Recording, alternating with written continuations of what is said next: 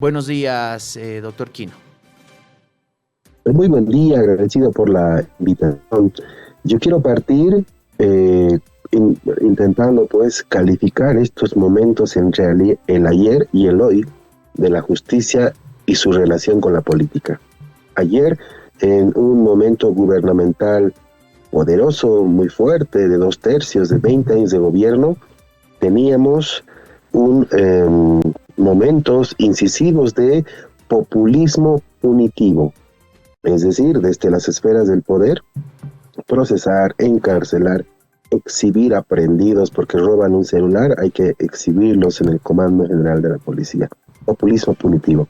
Hoy día estamos ingresando en la fase del populismo judicial, es decir, cambia el momento político, otros son los protagonistas de la esfera del poder, pero además las decisiones judiciales están respondiendo a la efervescencia de estos cambios políticos. Es lamentable, tú lo decías y lo apuntabas muy bien, estimado Diego, esta historia de la relación de la justicia con el poder ha sido permanente, ha sido de siempre. Hoy hay que lamentar que nuevamente los operadores, el sistema, la justicia en abstracto responde a los cambios del momento político.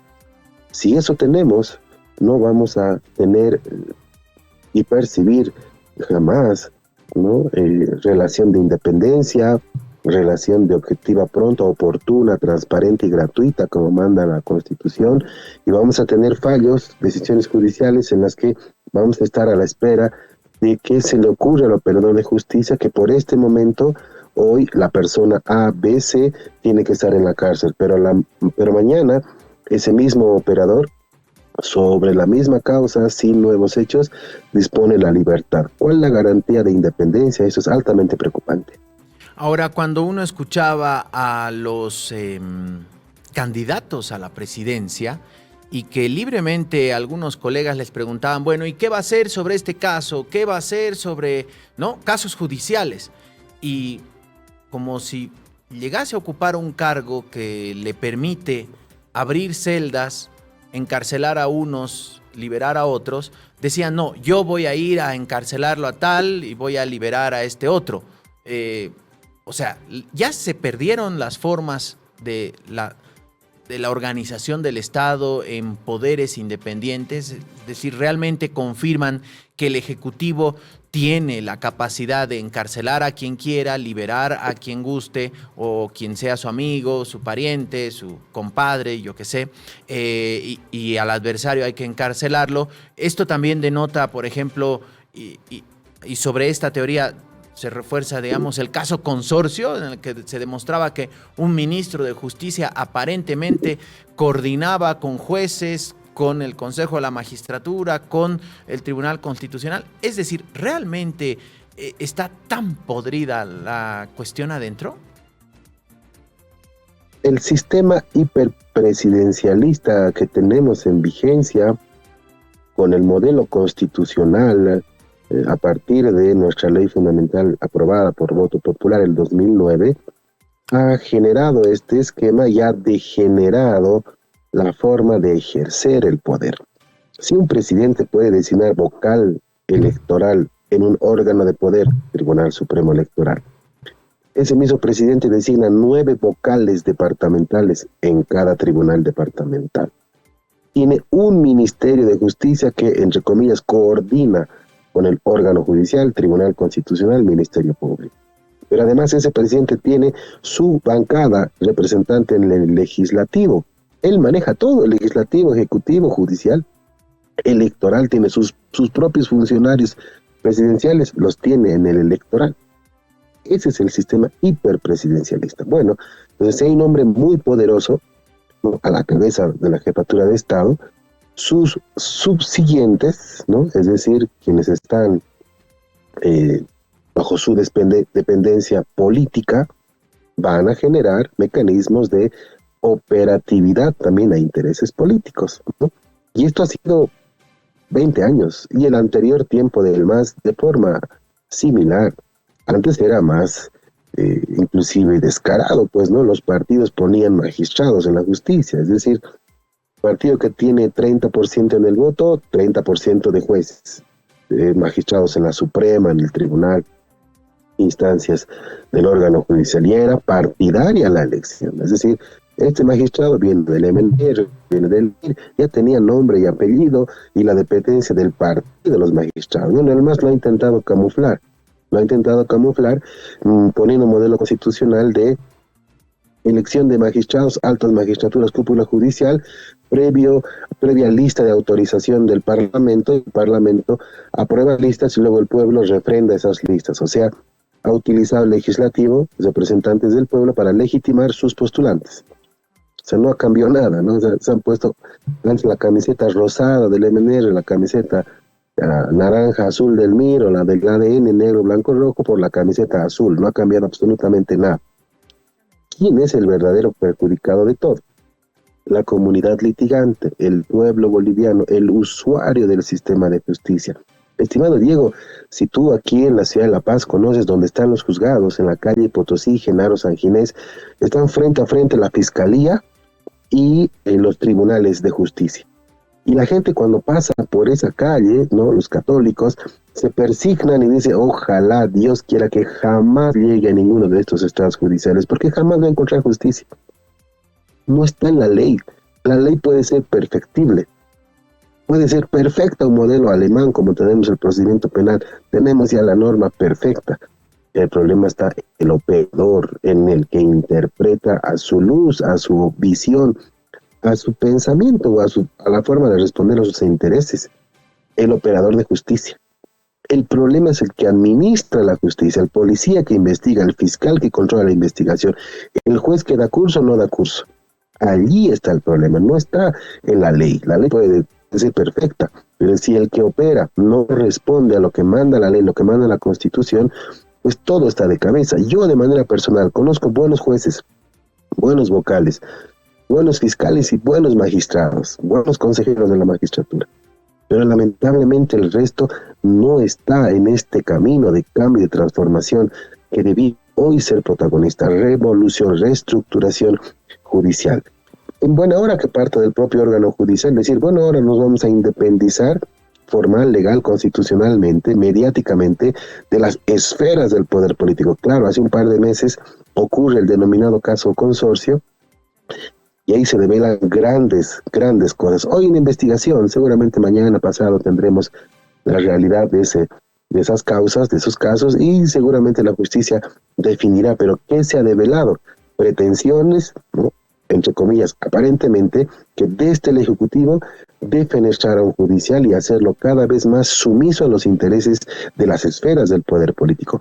Hoy eso debe cambiar, pero tampoco por encima de la ley. No es que hoy día libero a estas personas de connotación política, no son presos políticos, son sujetos procesales encarcelados, ahora liberados, que tienen por supuesto una connotación política, pero ¿a costa de qué? A costa de dejar acaso en la impunidad más de 30 muertes en el país. En el caso Sacaba Sencata, esto es impermisible. Doctor Quino, claro, en este momento hay una señal como, sí, vamos a ser independientes. Independientes porque no hay todavía claro quién va a ser presidente. Entonces hay un gobierno prácticamente en su epílogo, gobierno que ya no tiene ningún tipo, ni tendrá ningún tipo de musculatura política, porque en la Asamblea tienen 2 diputados, no tienen más nada. Entonces es un gobierno prácticamente que ya está cerrando su ciclo, está terminando de desempolvar o armar las maletas. Y hay 2 eventuales presidentes, no se sabe cuál de los 2 ocupará finalmente la silla presidencial. Entonces, en ese momento estamos en el que la justicia todavía está, entre comillas, cómoda, como para decir, bueno, somos independientes y a partir de ahora arranca un nuevo periodo. Eso será hasta el 8 de noviembre, porque si se reproduce esta situación perversa en la que venimos hace décadas, no solamente los últimos 20 años, décadas, o si quiere los 2 siglos de historia republicana, de que la justicia opera a favor de quien tiene el poder, de quien tiene la marmaja. Entonces, lo que vamos a hacer es que a partir del 8 de noviembre, otra vez podría desatarse un sometimiento. ¿Cuáles deberían ser los pasos, las señales que dé el siguiente gobierno, ya sea de Rodrigo Paz o de Tuto Quiroga, para realmente intentar cambiar la justicia y hacerla un poco más digna y que no nos persinemos al pasar por la acera de un tribunal de justicia? Lo primero, estimado Diego, es establecer de manera sólida una política pública, una política de Estado en materia criminal, política criminal. ¿Qué tiene que ver esto con el efecto en la administración de justicia? Que el sistema penal, la justicia penal, es instrumentalizada por el poder. Siempre, no es hoy, no vamos a rasgar las vestiduras del día de hoy, ha sido siempre. Lamentablemente hemos tenido jueces funcionales al poder. Si hoy día cambia, en buena hora que cambie, pero ¿en qué sentido debe cambiar? Primero, si tenemos más de 30,000 privados de libertad en el país, más de la mitad, casi 60%, detenidos sin sentencia. Entonces, en el 2001, cuando se implementa la reforma procesal penal, teníamos 75%, 70% de detenidos preventivos. Hoy día tenemos solo 10% menos, es decir, a 24 años de la reforma procesal penal, solo se ha reducido en 10% la cantidad de detenidos preventivos. Entonces, ¿qué significa? Que la reforma procesal penal, las leyes en materia penal y procesal penal no han servido para nada. Entonces, una política criminal primero tiene que generar y evitar el hacinamiento de cárceles con detenidos que no tienen sentencia, primero. Segundo, si vamos a liberar personas que hoy tienen detención preventiva sin sentencia, ¿cuál es la forma de garantía de la presencia de esos sujetos procesales en los juicios? Manillas electrónicas. Porque presencia policial, para que esté resguardando un policía en la casa de cada detenido preventivo, no lo vamos a tener. No hay capacidad para aquello. Entonces, manillas electrónicas, sistema de tecnología, política criminal, sistema penitenciario. Segundo, reducir, si no eliminar, ese populismo punitivo. Roban un celular, roban una garrafa, conferencia de prensa en el Ministerio de Gobierno, el Comando General, para presentar al autor de ese delito y con su título de aprehendido. ¿Cuándo se ha visto en otras partes del mundo exhibir el rostro a las personas que presuntamente cometen un delito? Pues presunción de inocencia, debido proceso, pero hay que exhibirlos para decir los trofeos, ¿no?, del populismo punitivo. Ellos son los malos, nosotros somos los buenos. Cuando se reduzca y se establezcan políticas criminales, intentamos resolver el tema de hacinamiento de cárceles, pero la justicia penal también tiene que tener reformas de estructura en materia penal. Leyes que no sean reformas contra reformas o parches al procedimiento. Un nuevo sistema penal objetivo, inmediato, por supuesto, oral contra el público, pero ya no con estos sistemas lacerantes. Una audiencia que se señala, si no se logra definir, se cierra la causa, si no se define la conclusión del objeto de esa audiencia, se la reprograma para de aquí a 3 semanas. Entonces, ¿cuál justicia pronta y oportuna? Entonces, eso hay que cambiar. El tercer elemento, si no establecemos un mecanismo de control, seguimiento a los jueces, ellos pueden ser jueces institucionalizados, jueces de carrera, pero hay jueces de carrera que tampoco actualizan sus conocimientos. Si uno ve su libro de tomas de razón, o sea, el registro diario que tienen en señalar o no, vemos causas que no las logran suspender, que no las logran resolver, suspendiendo audiencias, no otorgando justicia de manera pronta y oportuna, y el Consejo de la Magistratura se ve atado de manos, porque quiere investigar y procesar un juez, mete un amparo, y esos amparos, como son compadres los vocales, lo dejan en la total impunidad. Entonces hay sistemas corporativos de sociedad que ahí están protegiéndose. Eso debe cambiar. ¿Y cuándo va a cambiar?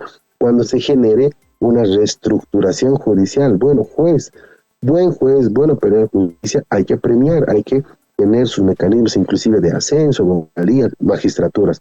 Pero cuando hay operadores de justicia que retardan la justicia, tienen que sacarlo de esa función. Hay que extirpar el cáncer judicial con esos malos operadores en la justicia y en la fiscalía. Y finalmente, un cuarto elemento tiene que ser, ¿no?, mientras menos contacto de él, inclusive del personal de apoyo jurisdiccional con el litigante, más óptimo van a ser las formas de resolverse la justicia digital. Todos, si quieren ingresar en un sistema virtual, al menos que sean juicios orales y contradictorios que tienen que ser presenciales, ahí hay que ver, qué lamentable que haya hasta personal de apoyo jurisdiccional que, bueno, esto es para fotocopias, te va a costar tanto. Tengo que ir a notificar, te va a costar tanto. Y el litigante obligado o de pronto ya resignado a decir, pucha, que me lo vaya a notificar, le tengo que dar. Nuestro sistema está así. Esto hay que cambiar y solamente gobernar en el que se ponga de acuerdo también con la estructura del órgano judicial y decir qué necesitan. Si las personas, la comunidad litigante no logra tener justicia pronta, acceder rápidamente a la justicia, hay que darle presupuesto autónomo. El 1%, por lo menos el 1%, si no 1.5% del presupuesto general del Estado tiene que ser para el órgano judicial, ¿no?, para incrementar operadores de justicia y descargar esa carga procesal que se tiene en los estrados judiciales. Entonces, lo primero, tiene su dinero, tiene su presupuesto, trabaje órgano judicial con el personal que necesite. Lo segundo, necesitamos esta reforma legal legislativa. Apruebe esta reforma para garantizar independencia judicial, descargar la mora procesal. Entonces, hay formas que puede hacer un presidente de este poder político, pero si ese poder político va a estar con sus operadores en los ministerios, en los viceministerios, para que, entre comillas, coordinen con la justicia, con el órgano judicial, con el Ministerio Público, con el Tribunal Constitucional, y cuando hayan casos polémicos que tienen que ver con intereses de las propias esferas del poder, van a haber fallos hechos a medida, los denominados fallos sastre, que ese tribunal autoprorrogado nos ha mal acostumbrado. Eso hay que cambiar. Los malos operadores son un cáncer de la justicia y hay que extirpar ese cáncer para que mañana, pasado mañana, soñemos con una nueva justicia. Doctor Quino, usted decía, de repente algunas, diríamos, mejoras tendrán que pasar necesariamente por el órgano legislativo, es decir, reformar leyes, hacer una nueva. También se tendría que pensar en, por ejemplo, modificar la constitución política del Estado para así reformar la justicia. Por ejemplo, el tema de los autoprorrogados, el Tribunal Constitucional ha develado que de repente la elección por voto popular de las altas autoridades del órgano judicial no es la mejor fórmula. Ahí sí tendríamos que ir a una modificación de la Constitución. Sí, es parte, por ejemplo, de las propuestas de los binomios presidenciales, reformar la Constitución. Dos caminos. Asamblea Constituyente, si un gobernante en este tiempo convoca una Asamblea Constituyente, lo van a tumbar, ¿no? Es muy probable que exista una Asamblea Constituyente. Pero sí un proceso de reforma constitucional. ¿Cómo debe ser impulsada la reforma constitucional? Si en este momento, cuando hay un nuevo gobierno, establece un Consejo Nacional de Reforma a la Justicia, no con los denominados notables, porque este gobierno saliente, en su primer año dijo, voy a nombrar, desconvocar a los notables. No sé cuáles serán pues los notables, seguramente los demás profesionales en el derecho en el país somos los innotables seguramente, ¿no? Nada más conservador en un gobierno que se creía de izquierda, convocar a, entre comillas, notables. No, un Consejo Nacional de Reforma a la Justicia debe establecer los parámetros de la reforma constitucional. Ya no más jueces por voto. Un filtro parlamentario solo sirve para legitimar jueces de determinada organización política. 20 años en el MAS, jueces que han pasado por el filtro azul y han respondido a sus intereses. Vean las sentencias del año 2017, la sentencia 84-2017. ¿Qué nos dijo ese Tribunal Constitucional? Derecho humano a la elección presidencial definida.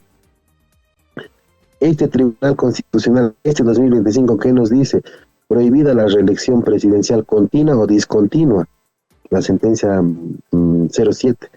Entonces, ambas sentencias no tienen congruencia con la Constitución. Eso no dice la Constitución, pero le meten nomás.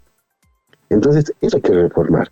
Primero, que los operadores de justicia sean gente que tiene no solamente experiencia, porque uno puede tener cartones en los títulos, pero también que responda, pues, ¿no?, con el perfil que tiene un operador de justicia, a ser primero irreverente con el poder y no depender de absolutamente nada, sino hacer lo que manda la ley, lo que manda la Constitución y los tratados internacionales en materia de derechos humanos. Cuando tengamos operadores que solo ven la ley y la Constitución, ahí hemos resuelto el tema de objetividad en la justicia. Este Consejo de Reforma, para reforma constitucional, entonces tiene que pensar el mecanismo de elegir la cúpula judicial en el país, ya no por voto, no es la fórmula. Es fracaso de elegir magistrados por voto popular. Hay que generar mecanismos de meritocracia, de probidad, de conocimiento, es decir, quienes están en las comunidades litigantes, no solamente partes procesales, sino abogados, operadores de justicia, nos conocemos entre quienes estamos, quienes saben qué abogado es bueno, qué abogado es mejor, qué abogado tiene ética, esas cosas deben primar y este consejo debe plantear. Y lo segundo es el paquete normativo. Toda la historia anterior que no ha servido en cuanto a parches, reformas y contrarreformas penales, hoy hay que modificar. Y en la justicia civil, hacerla la civil, la familiar, la laboral, la tributaria, igual ingresar en mecanismos de oralidad para que tengan celeridad en los procesos, y la justicia digital también, cómo innovar con normativas para que todo no se espere la voluntad del juez que señala, luego que suspende audiencias, que no está, que está en comisión. Eso hay que resolver. Solamente un consejo de reforma judicial tiene que plantear estos elementos y no un ministerio o alguien dependiente del poderoso del Estado. No, hay que plantearlo en virtud al beneficio popular. Doctor Quino, queremos agradecerle mucho esta mañana. Seguramente lo vamos a convocar una vez que arranque el nuevo gobierno y veamos o en cuanto hablen de la justicia, ¿no? Porque es una gran pregunta. ¿Qué proponen Rodrigo Paz y Tuto Quiroga en torno a la tan esperada reforma judicial por todos y todas? Gracias, doctor Quino, que tenga buen día. Agradecido por la invitación, a usted, Diego, a la familia del periódico y a la audiencia en todo el país. Tengan una bendecida jornada. Muy buen día, muchas gracias.